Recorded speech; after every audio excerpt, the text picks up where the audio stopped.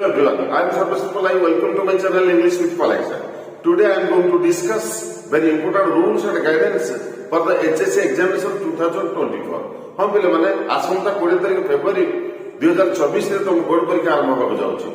आशा करूची तुम माने निश्चित भाबरे एडमिट कार्ड डाउनलोड कर सारिबोनी। हम पिले माने तुम जानि छ ए वर्ष board of secondary education Odisha किछि नुवा नियम प्रयोग करछथि जहा कि तुम एडमिट कार्ड पछपट अछि जेगुड़िक इंग्लीश रे लिखा जाइए अनेक पिला ता विषय जानी पारि न तेणु जहाँफल कि से एग्जामिनेशन हल में माल प्राक्टिस हो जाते एक्सपेल से निश्चित भाव में ये नियम गुड़ा जापर आम के माल प्राक्टिस कि एक्सपेल होगा ना तेणु तुम्हें बर्तमान स्क्रीन की देख मैंने एडमिट कार्ड को देख नि बोर्ड ऑफ एनरोलमेंट ठीक अच्छी ना नहीं देख रोल नंबर ठीक अच्छी ना नहीं देख डेट ऑफ बर्थ ठीक अच्छी ना देख ओके जेंडरटा देख निपर centre code school name mother's name father's name ठीक अच्छे कि नहीं हाँ पे तुम प्रोग्राम तुम एडमिट कार्ड लिखा जाए बर्तमान आम देखा कौन एडमिट कार्ड पछपटे गाइडलाइन अच्छी ठीक अच्छे बर्तमान भिजिबल होना गला भाव में तथापि तुम मान पाखे जेहेतु एडमिट कार्ड अच्छी तुम मैंने देखीनब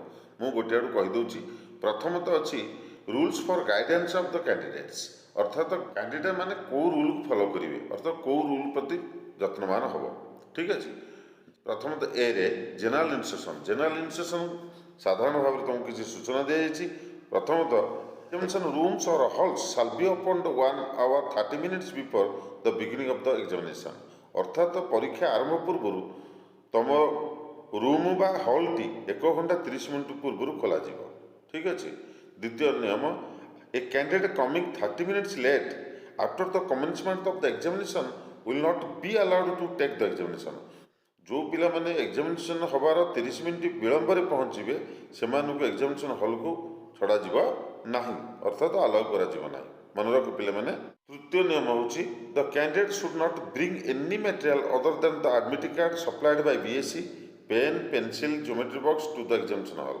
पिला माने तुम माने कौन कौन नहीं जो एग्जामिनेशन हॉल को पेन पेंसिल ज्योमेट्री बॉक्स व्यतीत आउ किछि नहीं परिबा नहीं चतुर्थ नियम होची candidate should not misbehave with centre superintendent deputy superintendent observer invigilators squad members and other candidates अर्थात जड़े परीक्षार्थी से सुपरटेंडेंट को डेप्यूटी सुपरटेंडेंट को ऑब्जर्वर को इन्विजिलेटर को स्क्वाड मेंबर मान को अन्य कैंडिडेट मान को से केबे मिसबिहेव कर नहीं ठीक अच्छे पंचम रूल टी होची all candidates are subject to frisking at the entrance as well as inside the examination hall whenever required समस्त कैंडिडेट माने खुशी मन एंट्रांस हॉल को जाओ एवं गेट रे मध्य प्रवेश करिवो ठीक अच्छे तापरे B rules to be followed in the examination hall अर्थात एग्जामिनेशन हॉल रे को रूल गुडा तुम फॉलो करिवो candidate is not allowed to leave the hall before 30 minutes from the end of the examination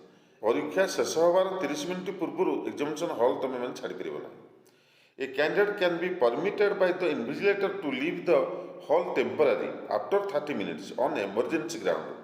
केवल जड़े कैंडिडेट कौन कर ना इन्विजिलेटर को परमिशन नहीं एमरजेंसी केस 30 मिनट पूर्व जापर but before leaving the hall he or she must deposit the question booklet as well as the OMR answer sheet with the invigilator अर्थात एग्जामिनेशन हॉल रू छाड़िया पूर्व कैंडिडेट कौन करिवो ना ओमार सीट और तार बुकलेटा को इन्विजिलेटर पाखे डिपोजिट करिवो ठीक अच्छे second rule candidate should not leave their seats finally until they submit answer books to the invigilator जे पर्यंत से फाइनल आंसर इन्विजिलेटर दे नहीं से पर्यंत हॉल छाड़ी परिबो नहीं number 3 no candidates will be allowed to reenter the examination hall once he or she has left the hall after finally handing over the answer book अर्थात तुम जदि संपूर्ण भाव में खाताटी को दे सारी ताहले आउ थे तुमको री एंट्री करा जाय परिबा नहीं number B candidates are not allowed to talk each other in the examination hall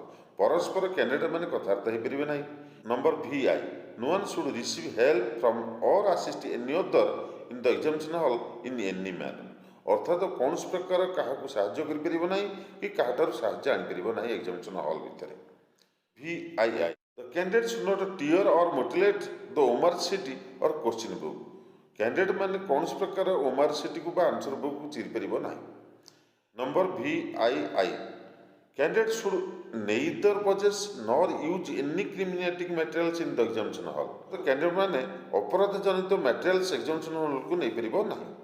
IX.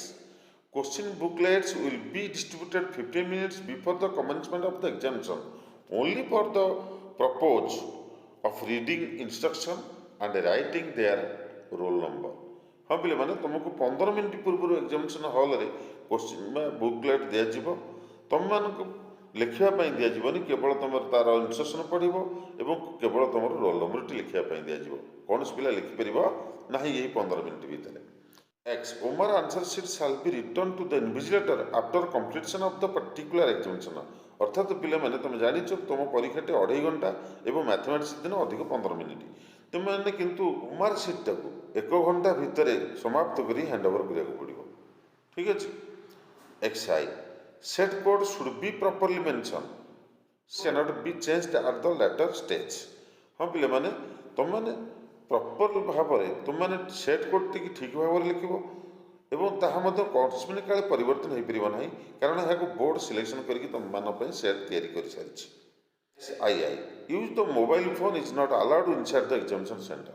तुम मैंने जानिछ मोबाइल फोन तुम एग्जामिनेशन हॉल को नहीं पार ना. ठीक अच्छे. Number C. Rules for writing the answer in the answer book.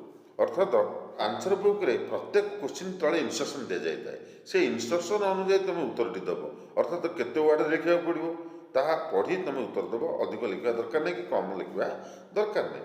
ठीक अच्छे. Number D. पनिशमेंट. दंड कौन तुमको दि जापर. ठीक अच्छे. Infringement by a candidate in any of the above instruction rules renders him or her liable to the expulsion from the examination hall and such further penalties as the Board of Secondary Education may deem fit to impose, including debarring him or her from subsequent examinations and initiating criminal prosecutions. Okay, my dear students, remember कौन तुमको दंड विधान करा भल भाव जाना दरकार. Okay. तुम जब उपरोक्त नियम गुड़ाक न मान ताहले तुमको एग्जामिनेशन बहिष्कार कर दिया जिवो. प्ले आउ गोटे पेनाल्टी तुम कौन कर बोर्ड ऑफ सेकेंडरी एजुकेशन कौन कर तुमको आगामी परीक्षा वंचित करेंगे एवं तुम उपर आईनगत कार्यानुष्ठान ग्रहण करेंगे. ठीक अच्छे. से तुम सावधान रुह. हाँ पे तुम परीक्षा पक्षे आसलानी तुम मैंने निश्चित भाव में व्यस्त हो व्यस्त न हो ठीक रूटीन लाइफ जमी पाठ पढ़ुल आराम से पाठ पढ़ बेसी राति अनिद्रा हुआ ना जमी पढ़िया कथा नॉर्मल भाव में पढ़ और आशा करुच्ची तुम मान निश्चित भाव में परीक्षा भल best wishes to all of you. Thank you very much.